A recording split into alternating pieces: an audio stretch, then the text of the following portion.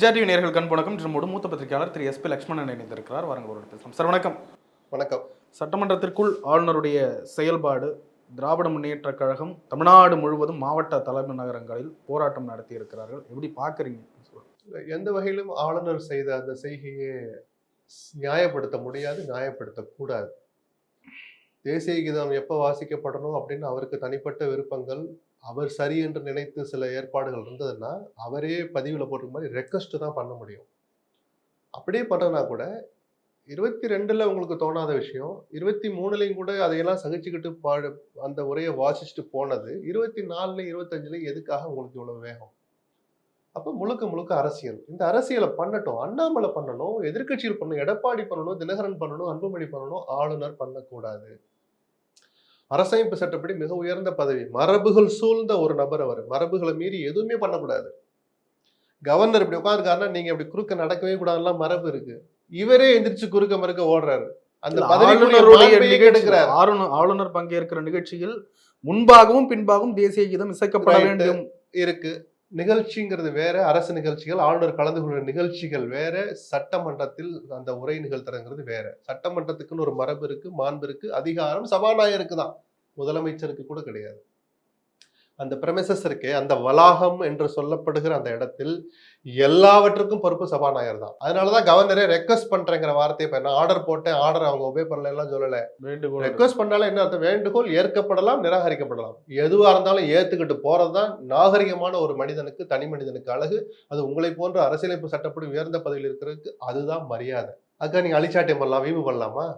சரி, அப்படியே பண்றீங்க. உங்க வெறுப்பு ஏதோ ஒண்ணு இருக்கு, கோபம் இருக்கு, அவங்க பாடலை, நீங்க சொன்னபடி முதல்ல பாடலை, உரையை நிகழ்த்திட்டு அரசமைப்பு சட்டத்தை பத்தி இவ்வளவு கவலைப்படுறாருல, அந்த அரசமைப்பு சட்டம் சொன்ன கடமையை நேற்று நீங்க நிறைவேற்றினீங்களா? மீறிக்கிட்டு போனீங்க, தூக்கி காலில் போட்டு மிதிச்சுட்டு போனீங்க.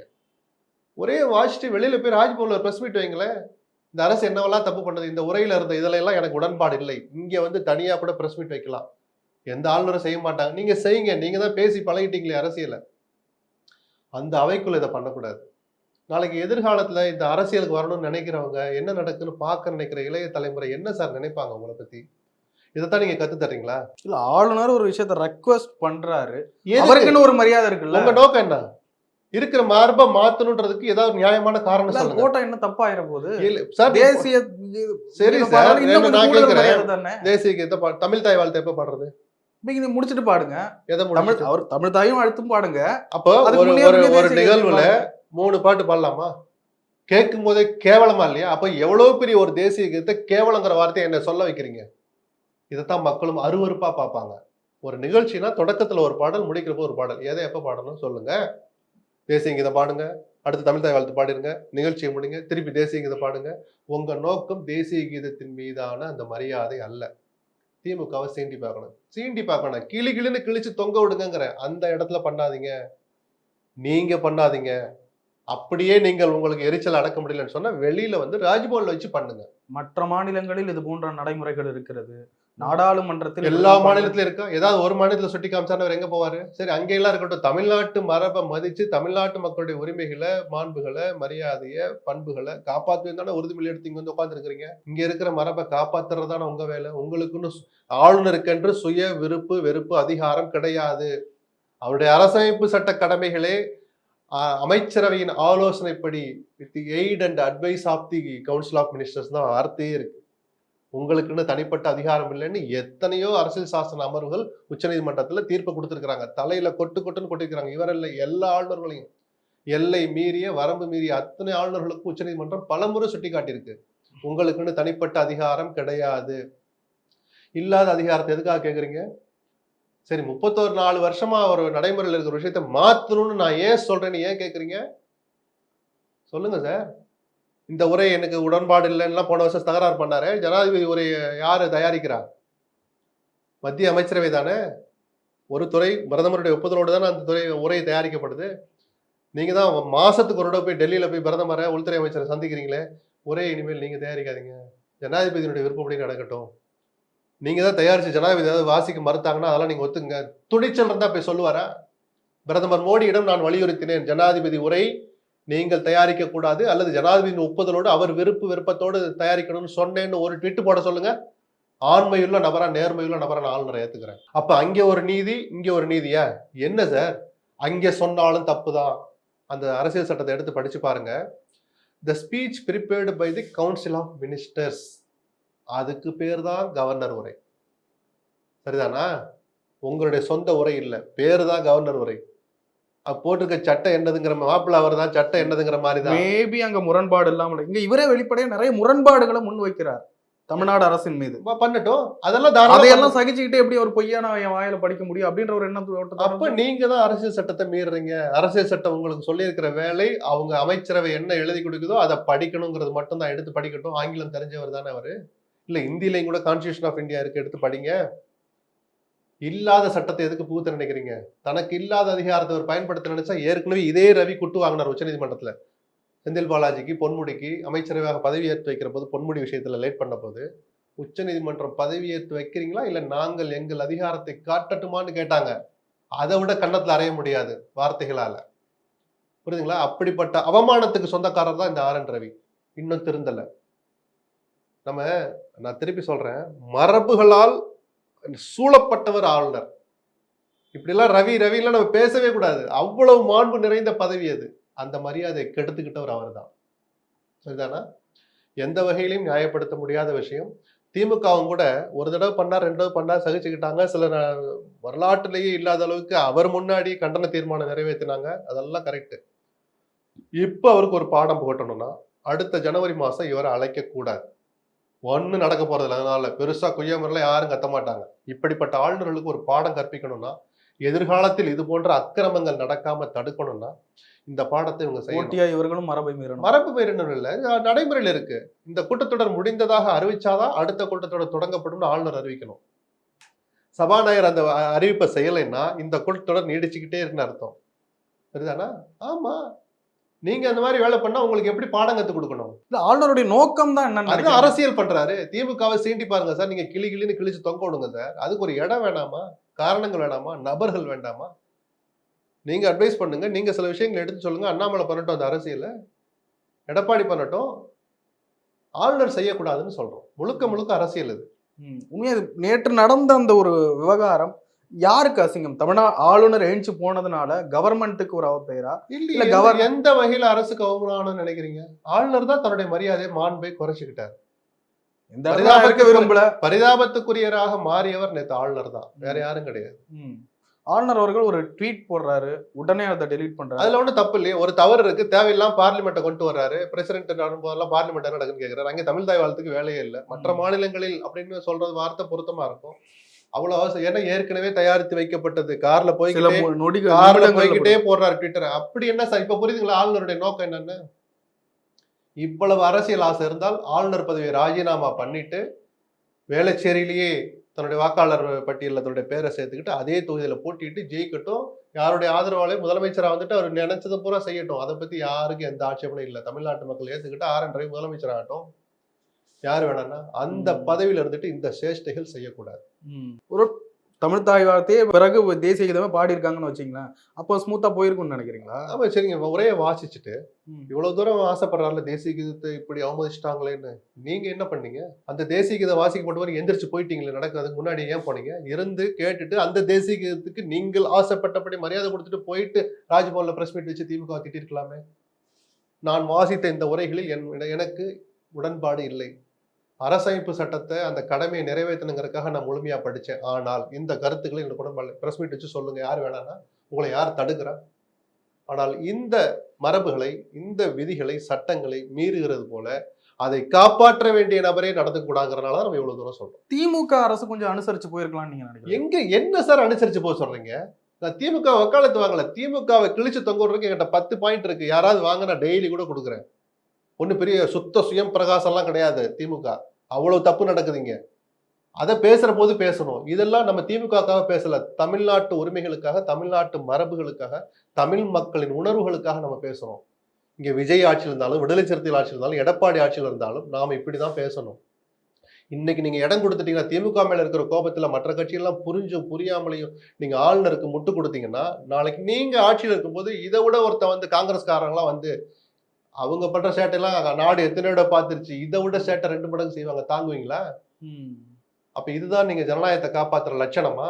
உங்க சண்டையை போடுறதுக்கு 1000 இடம் இருக்கு சார். புரியுதுங்களா? திமுகவை எங்க கிழிக்கணுமோ அங்கே கிழிங்க.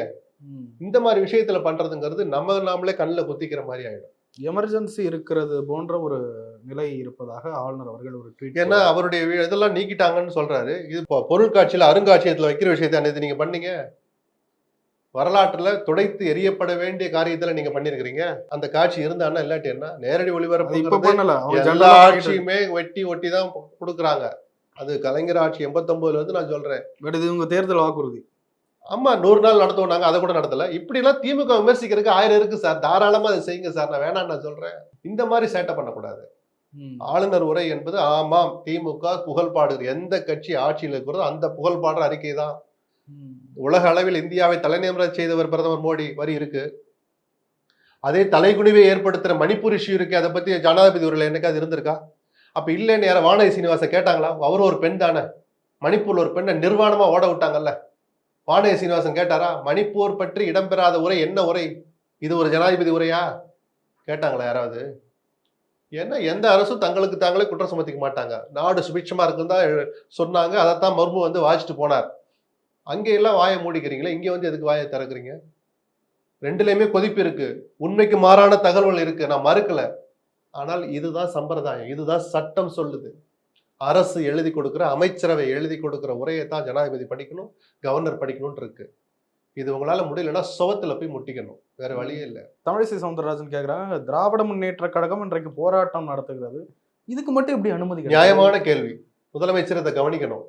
நியாயமான போராட்டங்களை ஒரு எல்லை மீறாத வரைக்கும் நடக்கிற எத்தனையோ போராட்டங்கள் நம்மளும் பார்த்துருக்கோம். வீம்பு பண்றவனை பிடிச்சு லத்தி சார்ஜ் பண்ணா கூட தப்பு கிடையாது சார். வள்ளூர் கோட்டத்தில் உண்ணாவிரதம் இருந்துக்கிறோம்னா 2 மணி நேரம் உட்காந்துட்டு போங்கன்னு சொல்றது தப்பே கிடையாது. அதை தடுத்தீங்கன்னா இந்த அரசுக்கு தங்கள் மீதே ஒரு பயம் இருக்கு, அன்பாப்புலர் ஆயிட்டு இருக்குங்கிறத மறைமுகமா ஒத்துக்கிறாங்கன்னு அர்த்தம். பாலகிருஷ்ணன் சொன்ன குற்றச்சாட்டு உள்ளூர 1000 காரணங்கள் இருந்தால் கூட இருக்க வாய்ப்பு இருந்தால் கூட அதையெல்லாம் நான் கண்டுக்கவே மாட்டேன். அவர் சொன்ன கோர் பாயிண்ட்ல உண்மை இருக்கா இல்லையான்னு முதலமைச்சர், உள்துறைக்கு பொறுப்பு வகிக்கிற அமைச்சராகவும் இருக்கிற முதலமைச்சர் கவனிக்கணும். ஸ்டாலின் கூட்டணிக்கு தலைமை வைக்கிற அவரும் கூப்பிட்டு கவனிக்கணும். நிஜமாவே அப்படிதான் நடக்குதா? போராட்டங்களுக்கு இங்க அனுமதி கொடுக்கல, எல்லாரையுமே கைது பண்றீங்க. யாரை கைது பண்ணணும் சார்? 2 மணி நேரம் நாங்க ஆர்ப்பாட்டம் பண்ணிக்கிறோம், கலைஞ்சு போயிடுறோம்னு சொன்னா கைதுக்கு அங்கே வேலையே இருக்கக்கூடாது. ஆனால் ஒத்துக்கிட்டு 2 மணி நேரம் ஆர்ப்பாட்டத்தை முடிச்சுட்டு வந்து ரோட்ல உட்காந்தா கைது பண்ணலாம், அடிச்சே துரத்தலாம். எந்த கட்சிக்காரனா இருந்தாலும் அடிச்சுதான் துரத்தணும். ஏன்னா நீங்க உங்களுடைய வாக்குறுதியை மீறுறீங்க. சட்டம் ஒழுங்கை பாதுகாக்கிறதுக்கு போலீஸ்க்கு வேற வேலை கிடையாது. ஆனால் ஆர்ப்பாட்டம் பண்ணவே வரக்கூடாதுன்னா அது என்ன அர்த்தம்? எதுக்கு சார்? அப்போ எமர்ஜென்சியை ஞாபகப்படுத்துன்னு பாலகிருஷ்ணன் சொன்னது சரியா தப்பா? அது உண்மையாக இருந்தால் ரொம்ப சீரியஸான குற்றச்சாட்டு, முதலமைச்சர் இதுல கவனம் செலுத்தணும். அப்போ முன்னெச்சரிக்கை நடவடிக்கையோ வந்து எல்லை மீறுகிறார்களோ எதிர்கட்சிகள் மேல காட்டுற அந்த ஒரு நடவடிக்கை மனப்பான்மைய ஏன் திமுக மேல காட்டலன்னு தமிழிசை கேட்ட கேள்வி 100% நியாயமானது.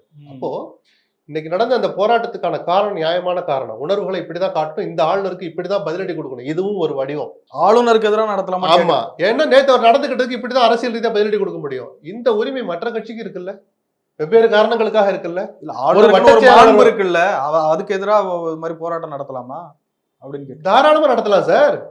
சார் ஜனாதிபதியை தவிர நீங்க ஜனாதிபதிக்கு எதிராக தான் பெருசா, பிரதமருக்கு எதிராக கருப்பு கொடியை காட்டின கட்சி தானே சார் திமுக. மன்மோகன் சிங்க்கு சேலை அனுப்புவோம்னு சொன்ன கட்சி தானே பிஜேபி. சொல்லுங்க, ஜனநாயக நடைமுறை இது. சில நேரங்களில் அது வரம்பு மீறும், நாகரிக எல்லைகளை தாண்டும். இதெல்லாம் போராட்டத்தோட திமுகவுக்கு இருக்கிற அந்த உரிமை எங்களுக்கு இல்லையான்னு தமிழிசை கேட்ட கேள்வி நியாயமான கேள்வி. முதலமைச்சர் மனசாட்சியோடு இந்த பிரச்சனையை அணுகணும். காவல்துறை அதிகாரிகளை கூப்பிட்டு இனிமேல் நியாயமான போராட்டங்களுக்கு ஒரு குறிப்பிட்ட சட்டம் ஒழுங்கை பராமரிக்கிறதுக்கு உங்க கடமை. அந்த இதுக்கு குந்தகம் வராமல் எந்த போராட்டத்துக்கும் அனுமதி அளிக்கணுங்கிற உரிமையை அவர் தரலைன்னா, கூப்பிட்டு அந்த இன்ஸ்ட்ரக்ஷனை இனிமேலாவது கொடுக்கலைன்னா அவர் இந்த ஆட்சியை நடத்தி பிரயோஜனமே இல்லை. தலைக்குனிவு தான் அவர் சந்திக்க வேண்டியிருக்கும். இந்த விமர்சனங்களை கூட்டணி கட்சியிடமிருந்து இன்னும் மேலும் பல விமர்சனங்களை அவர் எதிர்கொண்டுதான் ஆகணும். உஷாரா இருக்க வேண்டிய நேரம் வந்துடுச்சு. 4 வருஷம் கழிச்சு இதை சொல்ல வேண்டியது கொஞ்சம் துரதிருஷ்டவசமானதுதான். ஆனாலும் வேற வழி இல்லை. ஏன்னா துப்பட்டாவை பிடிங்கி வைக்கிறீங்களே, உள்ளுக்குள்ள கருப்பு அதை எடுத்து ஆட்டுவாங்கன்னு, என்ன சார் கேவலமான நடவடிக்கை இது? அதுக்கு போலீஸ் ஒரு விளக்கம் கொடுக்குறாங்க, ஒரு இன்ஸ்பெக்டர் தப்பு பண்ணிட்டாருன்னு. யாரு காதுல பூ சுத்துறீங்க?